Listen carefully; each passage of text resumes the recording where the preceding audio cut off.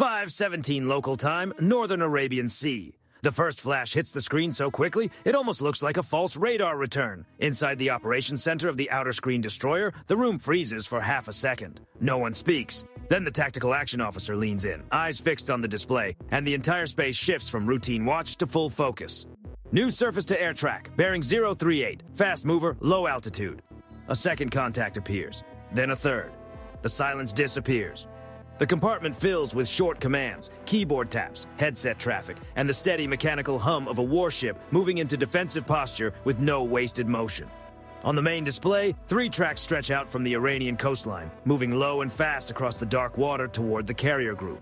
No one needs the pattern explained. The officer at the console says it anyway. Possible coastal launch, multiple inbound, time to outer screen, under 4 minutes. Above them on the bridge, the sea still looks calm. Dawn is just beginning to rise over the horizon, turning the water a flat steel blue, smooth enough to hide what is coming. But across the formation, alerts are already spreading faster than the morning light. On the carrier, flight deck crews stop mid-step and look toward the island. On the cruiser to port, the radar picture is already locking in and feeding the network. On the destroyer closest to the threat line, the captain steps to the center of the bridge and looks out through glass that reflects only instruments, dim light, and tension. He does not raise his voice. Set condition 3 throughout the screen. Defensive systems tight pending final confirmation. The order moves through the ship like electricity through wire. Below deck, sailors secure their stations. Hatches are sealed. Consoles come fully alive. Outside, mounts rotate just enough to be noticed, but not enough to waste a single movement. At the center of the formation, the carrier holds course. No sudden turn, no dramatic break. Just controlled speed, precise spacing, and complete trust in the defensive chain that now has to function perfectly. Back in the operations center, the data becomes clearer.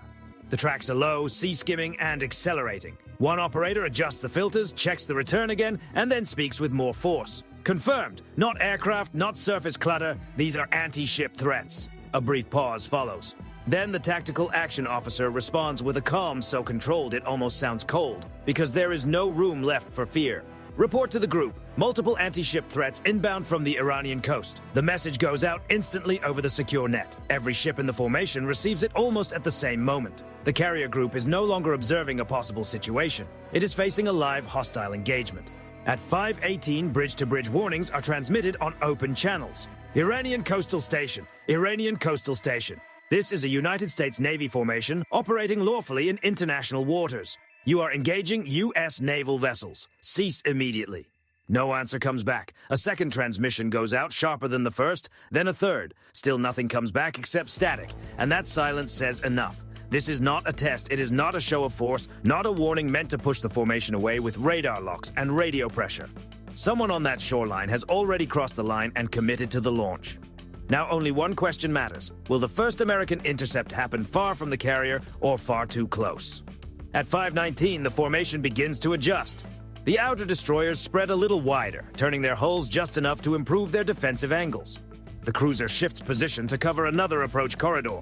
On the carrier's island, air defense officers study the tactical display while flight deck crews move quickly to secure loose gear and clear exposed areas. No one is yelling. They do not need to. The movements are too practiced, too familiar, too deeply drilled.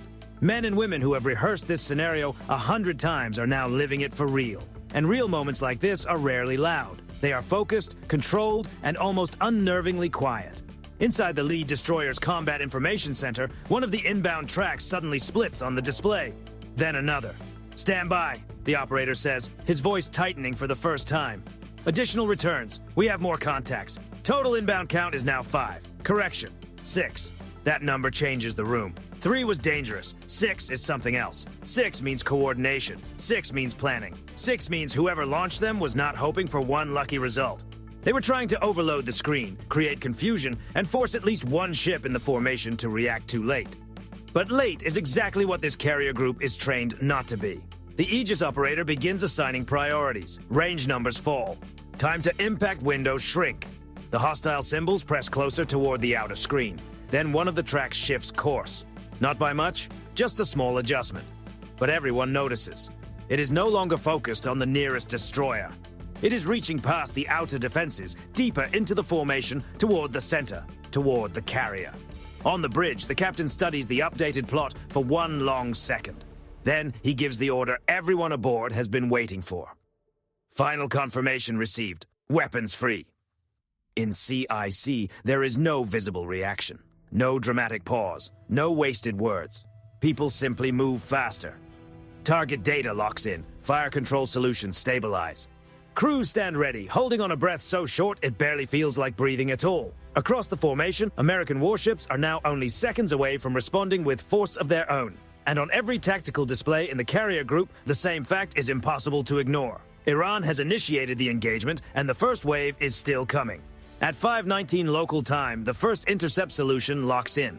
Inside the Aegis Destroyer's Combat Information Center, the tactical display no longer feels like a map. It has become a countdown.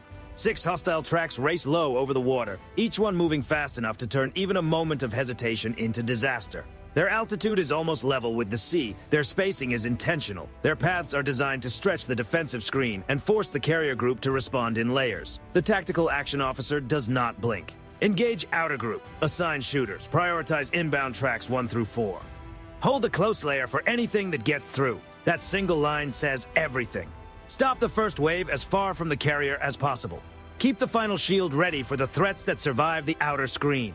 Across the strike group, the response is instant. Sensor data from the cruiser, the destroyers, and the carrier itself merges into one shared tactical picture. Every ship sees the same tracks. Every watch team sees the same angles. Every captain understands the same reality. If the outer layer does not stop them, the pressure moves inward fast. At the front edge of the formation, the first destroyer turns only a few degrees, just enough to sharpen its radar coverage. Another ship on the port side makes a matching adjustment. They are not breaking formation. They are shaping the engagement zone. Track 1, hostile, bearing 037, range decreasing. Track 2, hostile, same corridor. Track 3, maneuvering. Track 4, stable, sea skimming. The numbers continue to fall. Then the order comes. Fire. Deep inside the ship, the vertical launch system responds with precise force. An interceptor rises from its cell, rolls into the dawn, and accelerates over the water. A second follows almost immediately. Then a third. From far away, it looks clean, controlled, almost silent. Inside CIC, no one has time to watch the launch. Every eye stays fixed on the display, waiting for symbols to converge, flare, and disappear. The first intercept happens well away from the formation. One hostile track flashes once and vanishes. Splash 1. No celebration, just confirmation. A second American interceptor climbs, arcs, and drives toward another inbound threat. The hostile missile shifts low, trying to stay hidden in sea clutter, but the system is already ahead of it. Splash 2. 2 down. 4 still inbound. At the center of the formation, the carrier's flight deck has changed completely in less than a minute. Yellow shirts, red shirts, aircraft handlers, and ordnance crews move with sharp urgency, all aware that anything that slips through could reach open steel. Aircraft that were moments ago being prepared for routine operations are now being secured, chained down, and moved away from exposed positions. Fire crews stand ready near key areas, hoses charged, gear on, waiting for orders. No one is moving wildly. Everyone is moving with purpose. On the carrier's bridge, the Air Defense Commander listens to the network traffic and studies the tactical plot. 2 successful intercepts at range, 1 more engagement underway, but the shape of the inbound wave is changing. Back along the destroyer screen, 1 Iranian missile drops even lower and cuts wide, slipping beneath the clearest radar angle. Another follows seconds later, offset just enough to make the timing more difficult. The operator calls it out immediately. Raid is splitting, 2 inbound pushing south corridor. Possible saturation tactic, and that is exactly what it looks like. The missiles were never meant to arrive in a clean, simple line. They were meant to stretch the defense, force early launches, and create one narrow opening, just wide enough for something to slip through. The cruiser on the carrier's flank takes the next shot. Cruiser has the engagement. A new pair of interceptors leaves their cells and climbs into the brightening sky. On the shared display, the geometry tightens quickly. For 2 seconds, 3 symbols race toward the same point. Then 1 hostile track disappears. Splash 3. The second does not. It survives the first engagement window and keeps moving, skimming so low over the water that, for a moment, it almost blends into the surface picture. Now the room becomes even quieter. Not because the danger has passed, because it is closer. At 5:20, the outer layer has done its job, but not completely. 3 hostile missiles are confirmed neutralized. A 4th appears to have broken apart somewhere beyond visual range, but 2 contacts are still inbound, and one of them is no longer focused on the screen destroyer. It is reaching deeper toward the carrier's defensive ring. The tactical action officer reacts immediately. Reassign. Hold long-range shots on Leaker 2. Prepare close layer. I repeat, prepare close layer. That order changes the atmosphere across every ship in the formation. Long-range intercepts are controlled by systems. Fast, exact, almost clinical. But close-layer defense feels different. It means the timeline is shrinking. It means sailors may hear the engagement outside the hull instead of only watching it on a display. It means the next intercept has to happen with almost no room left for error. On one of the escorting destroyers, the close-in team brings its system to full readiness. The mount rotates, radar locks, ammunition feeds into position. Everything now depends on seconds, angles, and discipline. Inside the carrier's island, the tactical picture updates again. One missile is still outside the inner ring, the other has crossed it. For a brief moment, no one speaks. Then, CIC breaks the silence. Leaker confirmed, bearing 041, fast, very fast. Out on the water, there is still no visible flesh, no towering plume, no dramatic scene. Just dawn light, sea haze, and a carrier group holding formation, while danger races low across the surface toward it. Then the officer on the destroyer says the words that tighten every spine across the network. Target is inside the engagement box. At 5:20 local time, the missile enters the inner defensive ring. On the tactical display, the symbol is small, steady, and moving far too quickly. Inside the destroyer's combat information center, no one misunderstands what that means. The outer layer worked, but not perfectly. One Iranian sea-skimming missile has survived the long-range intercepts and is now driving low across the water, using the curve of the sea and the noise of the surface picture to stay hidden for just a few seconds more. And a few seconds may be all it needs. Leaker bearing 041, range 9 miles. The voice stays controlled, but the number hits hard. At that speed, 9 miles is not distance. It is time disappearing. On the destroyer nearest the carrier's starboard quarter, the close-in defense team is already locked in. The ship angles slightly, placing itself between the inbound track and the center of the formation. It is not a dramatic maneuver, just steel shifting a few degrees with absolute purpose. Enough to improve the angle, enough to take the first clear look, enough to become the shield if the next intercept does not connect. On the bridge, the captain watches the horizon through glass washed pale by the early morning light. He does not need anyone to explain what the ship is doing. He ordered it before anyone had to ask. Hold course. Keep the carrier covered. Below him, the weapon mount turns with mechanical calm. Radar sharpens, fire control narrows. Every system on board is now focused on one objective. Stop that missile before it crosses the final line. Behind them, the carrier remains in formation. No sudden breakaway turn, no panic acceleration, no chaos, no loss of control. Just the center of the strike group, trusting its escorts to do exactly what they were built to do. Back in CIC, the range continues to fall. 8 miles, track stable, altitude unchanged. That last detail matters. The missile is not climbing for a final dive. It is staying low, buried close to the surface, forcing the defense to work against a shrinking horizon and almost no margin for error. It was built for exactly this kind of approach. Launched from the coast, pushed low over open water, and aimed not to announce itself, but to arrive. Then another voice cuts through from the cruiser net. Second leaker still moving from the north corridor. Delayed track, possible follow-up. Nobody inside the destroyer reacts on the outside, but everyone understands what it means. This may not be just one surviving inbound. Another could still be coming behind it. The formation may be seconds away from handling 2 close-range engagements almost back-to-back. But the first one is already here. Range 6 miles. The order comes immediately. Engage close layer. A defensive interceptor launches from the escort destroyer, rising fast, rolling into position, and driving toward the inbound track. For 1 second, the tactical display tightens into a single point of converging symbols. Then, nothing. The hostile track remains. No confirmed intercept. Inside CIC, nobody swears. Nobody freezes. Training clears emotion out of the way and leaves only the next step. Interceptor missed. Re-engage. Now the room feels different. Not louder, smaller. Because everyone inside understands the same hard truth. The first close-range shot did not connect. And the inbound is still coming. Range 4 miles. On the carrier's island, officers stare at the same data and say almost nothing. Flight deck crews stay low behind equipment and secured aircraft. Emergency teams are already positioned exactly where they need to be. The massive ship keeps moving, but the tension across her decks has become physical, like pressure building in the air. From the escort destroyer's weather deck, no one can see the inbound yet. There is only glare on the water and a hard strip of horizon, but the ship's systems see it clearly. And that is enough. The captain speaks once. Take it. This time, the answer does not come from the launch cells. It comes from much closer in.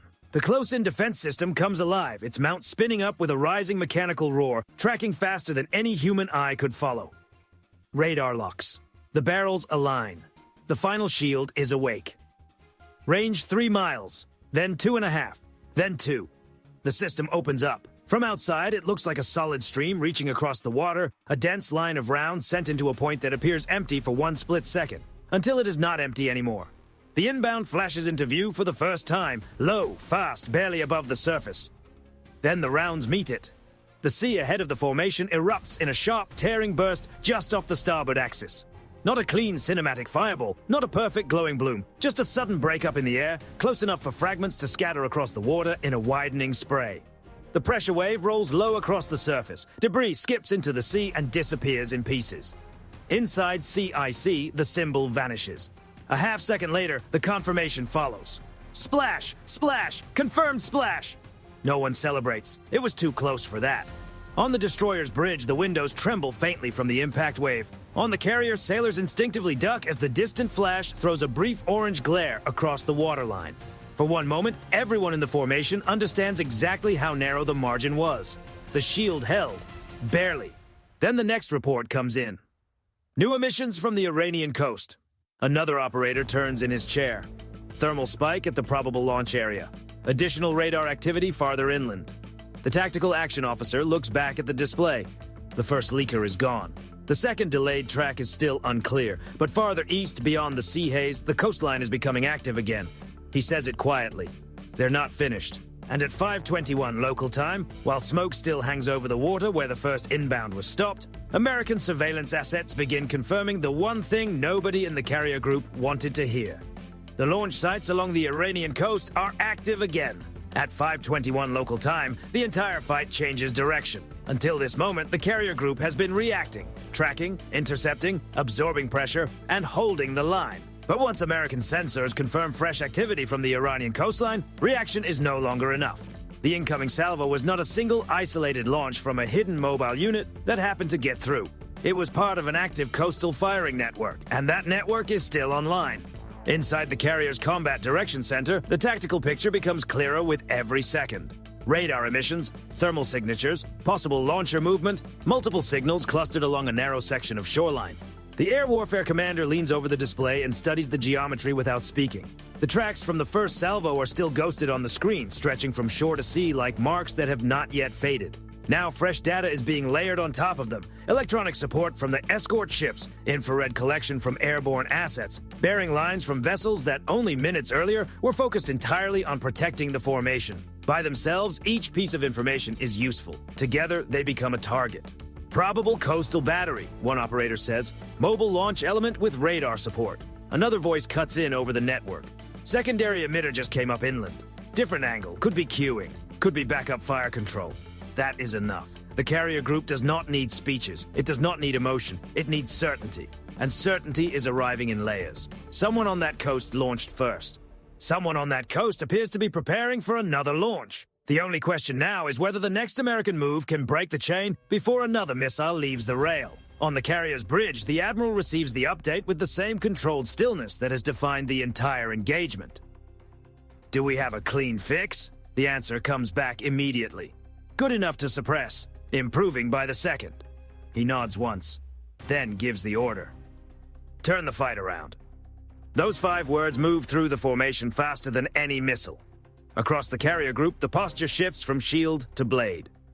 The escorts keep scanning seaward, maintaining their defensive coverage in case another wave is already airborne. But behind that defensive screen, the carrier's air wing is already waking up for a very different mission. This is no longer only about protecting the formation. This is counterfire. On the flight deck, crews who were preparing for a possible hit only minutes earlier are now preparing aircraft for launch.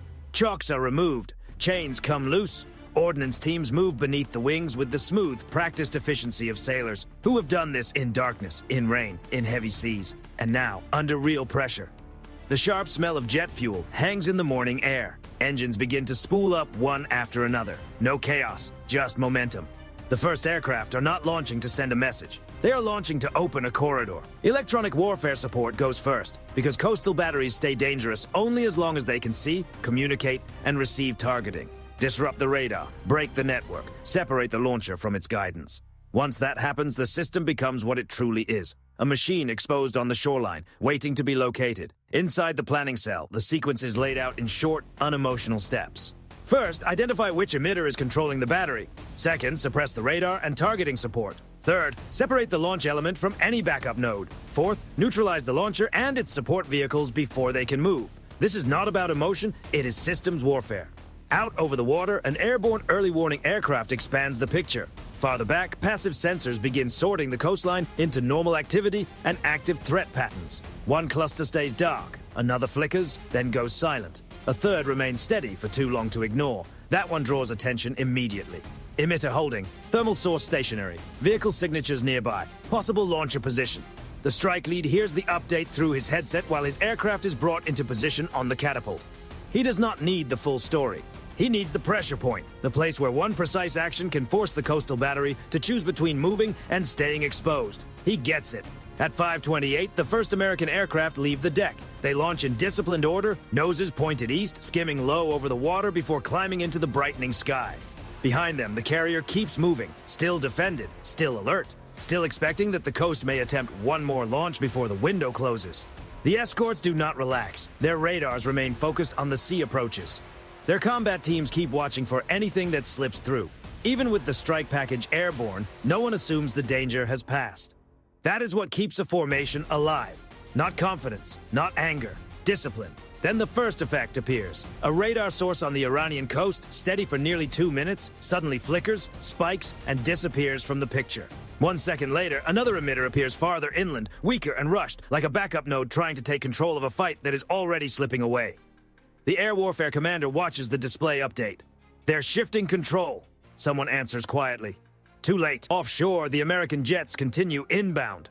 The shoreline that looked protected only minutes earlier no longer looks that way. Its firing chain is now exposed. Every radar pulse, every thermal signature, every attempted targeting handoff has made the network easier to map. Iran launched from the coast believing distance would protect the battery. Instead, the launch revealed where the battery was and how it worked. That was the mistake. Not only acting first, and failing to finish the job. At 5:31, one of the strike aircraft reports contact with the primary target area. The pilot does not see a battlefield in the ordinary sense. He sees signatures, metal, heat, movement, geometry, a launch position tucked close to the coastline, support vehicles nearby, a radar element trying to go quiet far too late.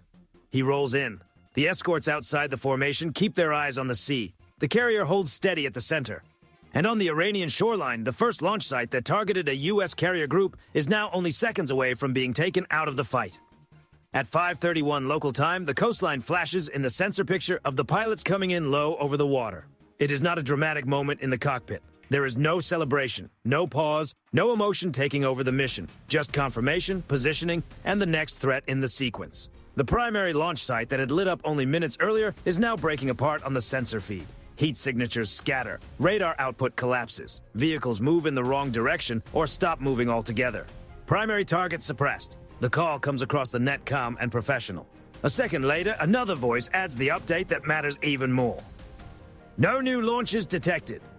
Out at sea, inside the American carrier group, that is the first real turn in the engagement. Not because the danger has vanished, because the rhythm has changed. For the first time since the first inbound tracks appeared from the Iranian coast, the strike group is no longer just absorbing pressure. It is controlling the pace. The escorts continue scanning every approach corridor. Fire control teams remain seated at active consoles. Defensive systems stay ready. But now the network is reaching outward, not only protecting inward. The water ahead of the formation is quiet again. And the shoreline that tried to control the opening move is now the one under pressure. On the carrier's bridge, nobody mistakes that for safety. The Admiral studies the tactical picture as reports continue to arrive in short, focused fragments. One probable launcher disabled, one coastal radar source gone. One backup emitter disrupted, possible vehicle movement inland, no confirmed third wave. That last report matters. Only minutes earlier, the group had been preparing to face another round of inbound threats. Now, the Iranian firing chain has been disrupted badly enough that even the surviving pieces appear to be struggling to coordinate. The carrier remains underway, steady and intact. At the center of the formation, aircraft are still launching and recovering. Deck crews are back at work under a sky that, less than 15 minutes earlier, had become a corridor of danger. That is the real measure of the outcome. The mission did not collapse. The formation did not scatter. The carrier did not lose its flight deck. Iran launched from the coast expecting pressure, disruption, maybe even confusion. Instead, it revealed something far more dangerous for them: the full rhythm of an American naval response. Detect, absorb, sort, isolate, respond. And do it before the other side has time to reset. On one of the escort destroyers, the crew assigned to the close-in defense system remains at readiness even after the immediate threat has passed. Their system had stopped the inbound that came closest to the carrier, the one that broke into the inner ring and forced the final shield to respond. They know exactly how thin the margin was. They know how close the debris fell. They know what it feels like when a sea-skimming threat is stopped almost on top of the formation. Nobody on that ship will confuse a successful intercept with comfort. Not after a morning like this. Below deck, damage control teams complete rapid checks. A few systems aboard the escort ships register shock alerts from the close-range intercept. Some exposed equipment has to be checked again, antennas are inspected, weapon mounts are verified, but across the formation, the most important report does not change. No ship lost, no ship knocked out of the mission. No carrier strike group broken. The formation is still alive, still organized, and still moving as one. Farther east, the strike aircraft continue pressing the advantage, only long enough to make sure the coastline stays quiet. Not recklessly, not deeper than necessary, not for display. Just enough to make sure the surviving parts of the coastal battery cannot regroup, reconnect, and launch again. That restraint says as much as the counter-strike itself. The goal was never noise, the goal was control, and that is where the real message lands. Iran's coastal battery had counted on the shoreline as protection, launch from land, force the Americans onto defense, then disappear behind terrain, distance, and political risk. But coastal missile warfare only works if the first salvo causes hesitation. If it fails, the launch becomes evidence. Radar signals become coordinates. Heat signatures become markers. The firing chain becomes a map, and maps can be hunted. By 5:40 local time, the sea ahead of the carrier group almost looks normal again. The horizon is pale. The water is calm. The outer escorts hold their spacing. The cruiser remains on station. The carrier continues forward with the same heavy confidence she carried before the first launch. But beneath that calm surface, the balance has changed completely. Iran acted first. Iran lost surprise. Iran exposed the location and structure of its coastal launch network. And the United States Navy did exactly what it is trained to do for decades. Stay disciplined long enough for the other side's opening move to become its biggest mistake. That is the part people often miss. The side that launches first does not always control the fight. The side that controls the sequence does. At 5:42, the first assessment of the engagement begins to settle across the formation. One near penetration, multiple successful intercepts, one coastal battery suppressed, no confirmed follow-up salvo. Carrier operations sustained. It is a clean tactical result, but no one treats it casually. Everyone in that strike group understands what the morning proved. Modern naval combat moves in seconds. The distance between first warning and impact is shorter than most people realize, and the margin between a successful defense and a far worse outcome can come down to one system, one crew, and one perfectly timed response. The carrier keeps moving, the escort stays sharp, the coastline remains under watch, and over the internal net, the mood is not celebration. It is colder than that, more professional, more dangerous. The group has seen the battery has been suppressed, and if another launcher on that shore decides to light up toward open water, it will know exactly what comes next. Not panic, not confusion, just American steel arriving in order.